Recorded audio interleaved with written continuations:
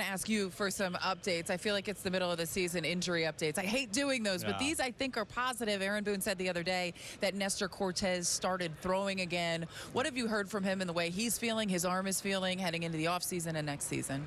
Yeah, some really positive updates for Nestor. He kept throwing through the end of the season, built up to a bullpen or two right at the end, and then shut down to give himself a chance to recover, a little downtime, and then ramp back up starting this week. So we should be in a good progression for him heading to spring training.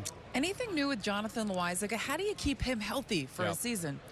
Yeah, so he came to New York, kind of got cleared, so we should be in a good spot there for him to begin throwing here soon. And I think it's a big thing in just conversations around what the best usage is for these guys. You know, obviously we talked about it with King this past year, where there's the multi-inning role that gives him a little bit more consistent recovery time. So obviously it's trying to find the right balance in the bullpen of who's pitching high leverage innings and, you know, back-to-back days and, you know, 1+ situations, and then who's handling the 2- and 3-inning stints and getting 2 to 3 days off. So I think there's a conversation to be had about the rhythm of the bullpen and how we use these guys, and he'd fall into that category for sure. You mentioned Michael King. He did a wonderful job transitioning into a starter down the stretch. What impressed you most about the way he made it look essentially easy?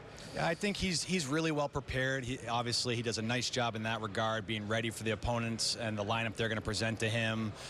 He does a good job of moving the ball to different areas of the zone with both a 2-seam and a 4-seam, and then he can handle both lefties and righties because of that.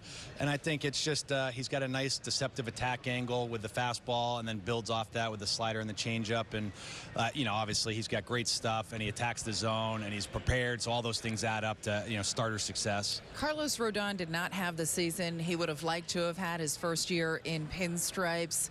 What are the conversations like with him this offseason and trying to get him back on track? Yeah, I think it's mostly just a reset. You know, obviously it's a tough year for everybody involved there. Obviously got off to a slow start with the injury, and then trying to play catch up as the year went on.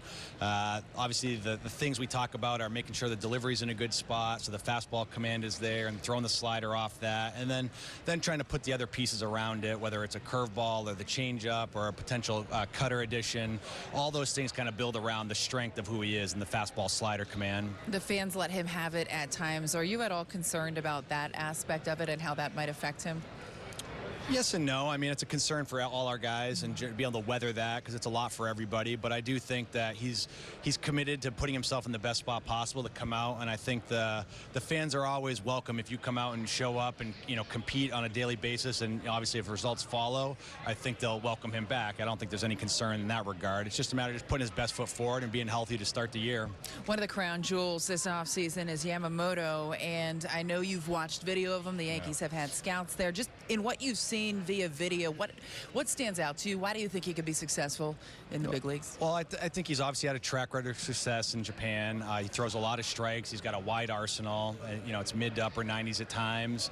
He builds around that with some different spin pitches, both a big curveball, and he's got a cutter and a little splitter. So I do think that there's a lot of weapons involved. He's a highly athletic pitcher, throws a lot of strikes. So all those things translate to our game as well.